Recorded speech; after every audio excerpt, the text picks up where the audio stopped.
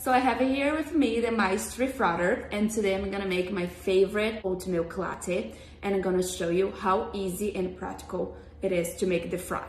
The Maestri Frother, it's all LED smart screen touch design, so you can simply just lightly press the button. You can select the temperature right here. And then we have the low frother, medium milk frother, and the rich milk frother. I'm gonna do rich. So now I have my milk here. I will pour inside and start.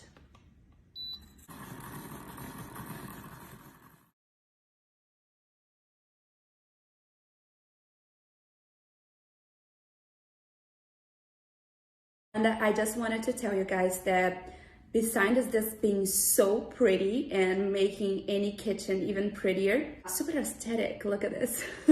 I love it.